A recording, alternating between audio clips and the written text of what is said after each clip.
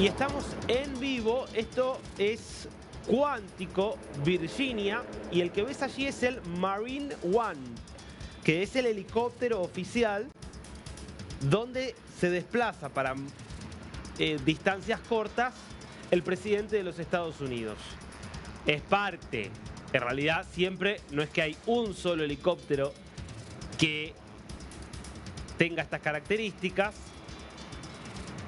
son varios y se llama Marine One siempre aquel en el cual está viajando el presidente de Estados Unidos. Entendemos que es este que está allí y el que vemos atrás es el helicóptero de apoyo, donde hay otros miembros del personal que lo están acompañando. ¿Hacia dónde va? Bueno, está en Cuántico porque ya terminó la cumbre que reunía a más de 700 generales, almirantes, altos miembros de las fuerzas militares de los Estados Unidos, que escucharon los nuevos lineamientos que tiene esta administración respecto del rumbo para las Fuerzas Armadas, que es un rumbo distinto. Desde muchos puntos de vista es un rumbo distinto. Vamos a verlo ahora a partir de un detalle de las principales declaraciones, pero es un rumbo distinto desde las declaraciones, desde los objetivos, desde la forma de conducir las Fuerzas Armadas y desde cuáles son los ejes nuevos que ha trazado esta administración respecto de los pasos a seguir. Y así se eleva la flota de helicópteros, al frente el Marine One, allí está el presidente Donald Trump. ¿Rumbo a dónde? A Washington, D.C. Va a aterrizar este helicóptero en pocos minutos, es un viaje corto. Va a aterrizar en la base Andrews, que es la base que opera cerquita de la Casa Blanca, y desde allí irá a la Casa Blanca. Importante, en minutos nada más, 20 minutos por lo menos es lo que está en el orden del día que tiene el presidente, en 20 minutos se espera que desde el Salón Oval el presidente haga un anuncio importante. Así que atención con lo que pueda pasar en los próximos minutos. Pero volvamos a lo que acaba de suceder, porque me parece que ahí hay un mensaje que es interno y que es externo por parte del presidente de los Estados Unidos en relación a un rediseño de las Fuerzas Armadas. Un rediseño que, ¿en qué sentido es interno? Te lo doy en tres claves. Básicamente, se está yendo a una nueva Fuerza Armada, una Fuerza Armada que ya no va a tener en cuenta criterios como por ejemplo las cuestiones de género, las cuotas o los cupos vinculados al origen etnorracial de los miembros de las Fuerzas Armadas, sino que va a tener un eje centrado en la competitividad, en volver a convertir a los miembros de las Fuerzas Armadas, a los militares estadounidenses, en guerreros. Quien presentó con bastante claridad estas líneas fue quien abrió el evento, que es el secretario de Guerra, Pete Hegseth. Escuchémoslo. It's a truth as old as time. And since waging war is so costly in blood and treasure, we owe our republic a military that will win any war we choose or any war that is thrust upon us. Should our enemies choose foolishly to challenge us, they will be crushed by the violence, precision, and ferocity of the War Department. In other words, to our enemies, F-A-F-O. If necessary, our troops can translate that for you. Another way to put it is peace through strength, brought to you by the warrior ethos. And we are restoring both. La hipótesis que tiene Trump respecto de la política en general, pero de la política militar de defensa en particular, es Estados Unidos se fue volviendo cada vez más blandito. Estados Unidos fue despreciando al poder militar en nombre de básicamente convertirse en un país abierto al mundo, en un país que dejó ingresar a muchos inmigrantes de forma irregular, en que dejó ingresar a muchos criminales, un país que dejó básicamente en nombre de que hubiera un mercado libre y abierto a nivel comercial, dejó que cualquier país pudiera abusarse comercialmente de Estados Unidos, que tenía grandes déficits comerciales con muchos países del mundo, y que además, en materia militar se fue volviendo, insisto, cada vez más ineficaz, cada vez menos temido por los otros. Y el eje de toda la política de Trump en este segundo mandato es restablecer el rol de Estados Unidos como primera potencia, imponiendo la fuerza o imponiendo la amenaza del uso de la fuerza. Por eso ha renombrado al Departamento de Defensa como Departamento de Guerra. Y por eso, y por la idea además de un mundo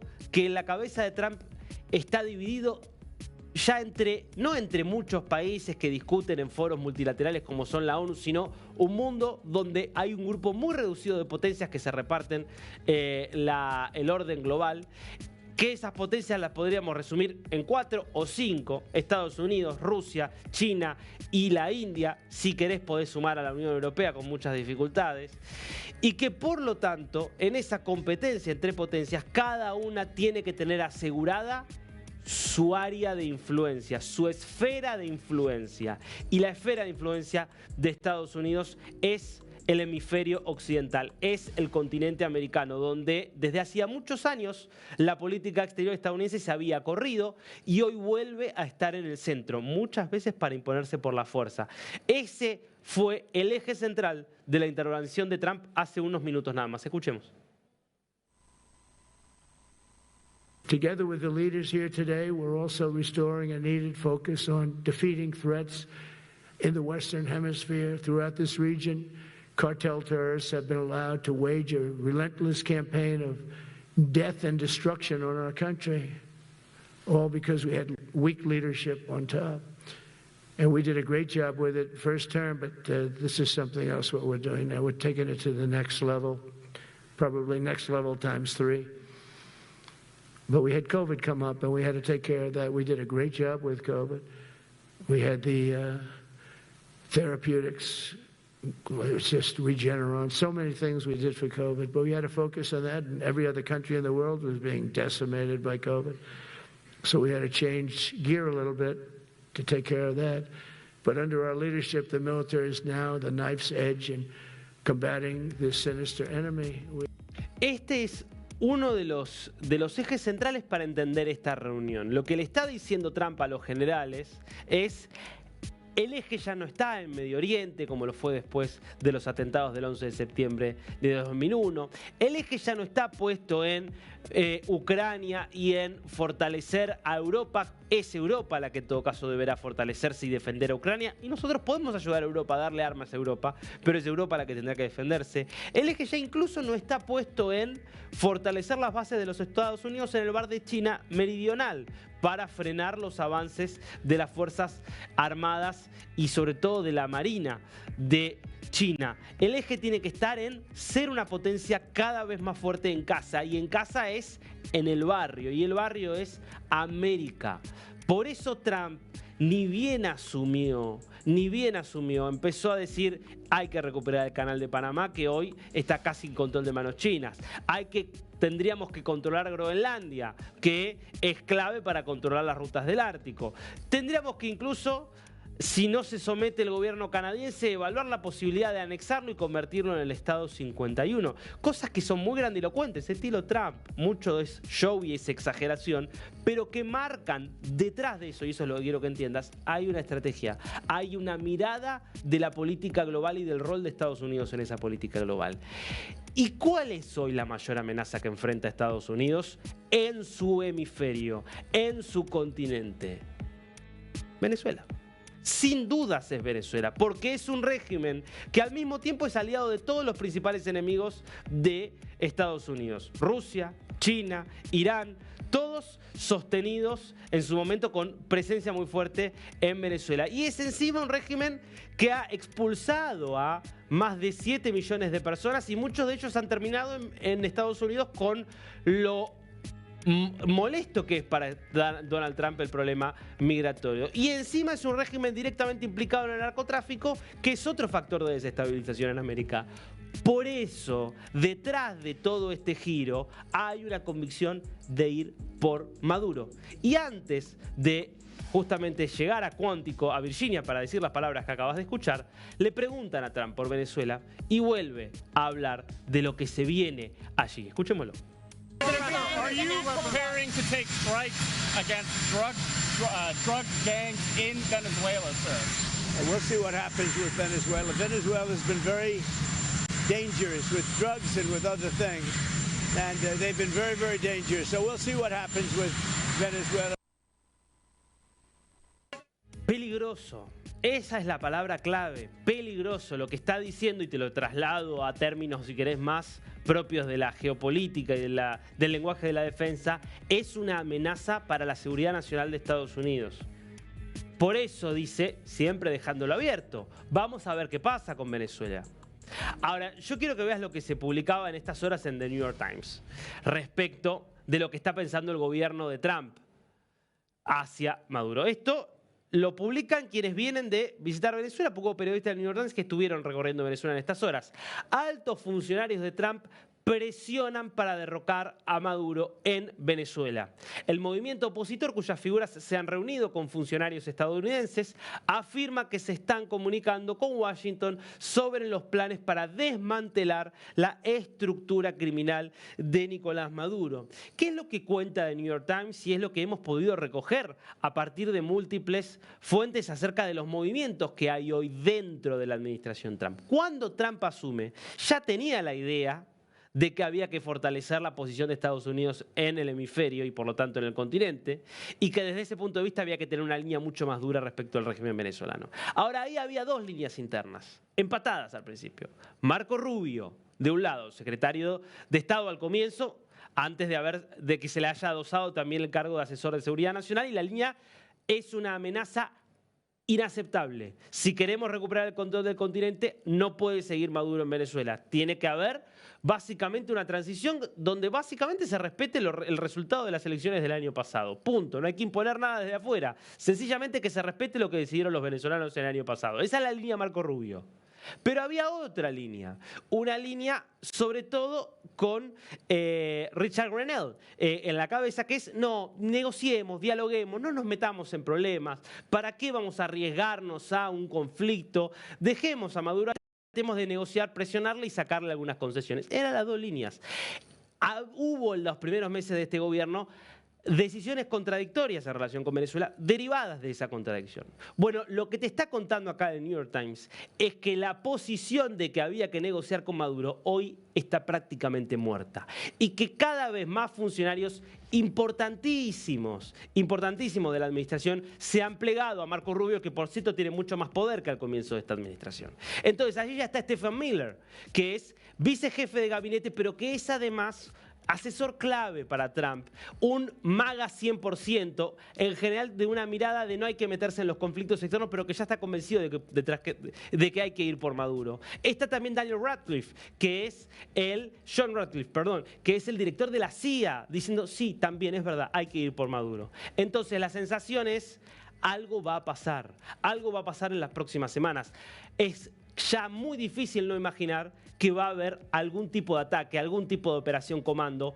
Veremos qué. Nos vamos a enterar cuando suceda. Ahora, la decisión de que Estados Unidos tiene que conseguir la caída del régimen parece ya una decisión tomada desde Estados Unidos, y ese es un cambio de época que cambia radicalmente el juego. ¿Cómo reacciona el régimen frente a toda esta información que llega desde Washington, D.C.? ¿Y cómo interpretar esas decisiones? Bueno, lo anunciaba ayer Maduro, la idea, o la decisión, mejor dicho, de decretar el estado de conmoción externa. Bueno, así lo explicaba anoche Maduro y después lo desarrollamos. Dale. Ya hoy arrancó el proceso de consulta del decreto constitucional de estado de excepción para decretar un estado de conmoción exterior de acuerdo a la Constitución y proteger a nuestro pueblo, proteger nuestra paz, nuestra estabilidad, los alcances en todas las direcciones del decreto de estado de conmoción exterior si Venezuela fuera agredida por el imperio estadounidense, agredida militarmente, porque todo el mundo sabe, hemos sido agredidos económicamente y hemos salido para adelante, hemos sido agredidos psicológica y políticamente y hemos salido adelante. Hemos sido agredidos diplomáticamente y lo que vamos es para adelante. Dice Maduro, empezamos el proceso de consultas para decretar el estado de conmoción externa. ¿Por qué dice el proceso de consultas? Porque lo que establece la Constitución bolivariana es que para decretar el estado de consultas formalmente se firma el decreto, lo hace el presidente, pero luego tiene que ser avalado por la Asamblea Nacional y por la Corte Suprema. Y todo esto parece un chiste, porque ¿de qué aval estamos hablando si todo lo controla la dictadura? Si es un régimen criminal que no se rige por ningún tipo de ley. No, desde ya, lo tenemos claro. Pero hay un mensaje detrás de esto. ¿Qué significa en concreto el estado de conmoción? ¿Qué es lo que le permitiría al régimen formalmente, legalmente? Lo explicaba antes de que Maduro lo dijera, cuando se anunciaba oficialmente que Maduro ya había firmado esto, la vicepresidenta Delcy Rodríguez. Repasamos lo que decía. Se activaría de manera inmediata este decreto de sección de conmoción externa. ¿Con qué sentido?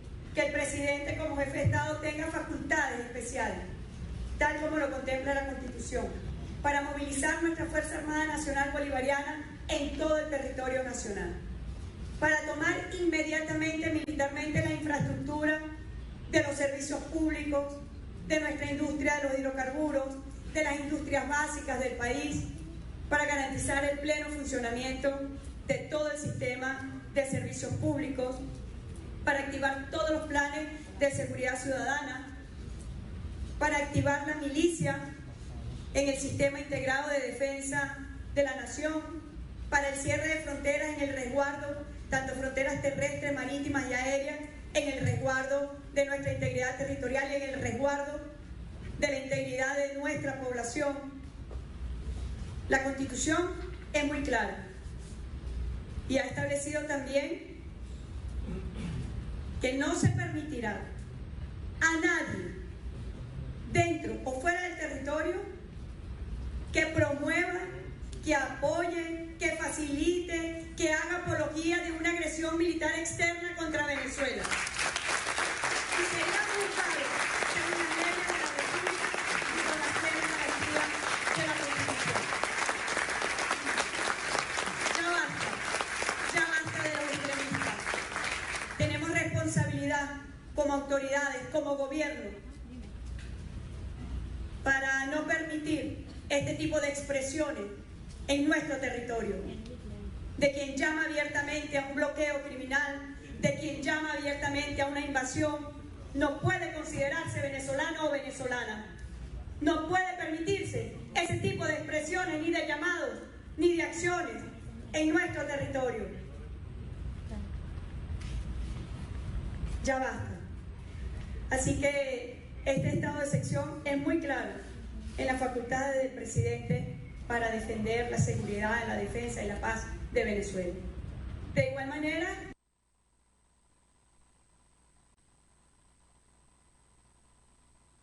descripción que hace Delcy Rodríguez es una descripción que ya se condice con todo lo que hace actualmente el régimen. Porque fíjate que dice, bueno, poder desplegar a las Fuerzas Armadas en cualquier lugar del territorio, eventualmente suspender derechos y garantías para garantizar, valga la redundancia, que está todo controlado. Una especie de militarización donde todo estaría bajo control de las Fuerzas Armadas y en condiciones de responder ante cualquier agresión externa. Si eso ya lo hace el régimen, ¿por qué tanta alaraca, tanta ruido respecto de justamente la declaración de este estado de conmoción externa? El mensaje que hay que leer acá para la interna de Venezuela, pero también para el afuera, es: el régimen no se quiebra. Y es un mensaje importante. Porque la expectativa de Trump, la expectativa de Marco Rubio era que ante la presión podía haber un quiebre en el régimen, que ante la presión y ante la recompensa de 50 millones de dólares podía haber un sector de la Fuerza Armada Bolivariana que decidiera romper con Maduro, pactar con Estados Unidos, entregar a Maduro, entregar a Diosdado Cabello, quedarse con la recompensa y buscar algún tipo de pacto de amnistía y perdón, y por ahí irse a otra parte o quedarse en Venezuela sin pagar las consecuencias. Eso no está pasando. Y la sensación que hay detrás de esta declaración es que por ahora el régimen está pudiendo mantenerse unido. Eso es clave. Porque ¿sabes lo que significa? que a Estados Unidos, para cumplir el objetivo, que ya me parece que es un objetivo asumido, de que Maduro no siga en el poder en Venezuela, va a tener que hacer mucho más de lo que hizo hasta ahora y no va a alcanzar con las amenazas. Va a tener que efectivamente apelar a la fuerza de verdad, realizar operaciones y ataques, porque con las amenazas sola claramente no ha alcanzado. Al menos eso es lo que está transmitiendo el régimen y eso es lo que se está dejando ver desde afuera. Con lo cual la apuesta sube para Trump. Tendrá que arriesgar mucho más y por la misma razón, si no funciona su estrategia, si en 3 meses, 4 meses, si el año que viene estamos hablando de que Maduro sigue en el poder, habrá sido un fracaso importante de la política exterior de los Estados Unidos. Estamos ante semanas decisivas, hay que seguir atentos.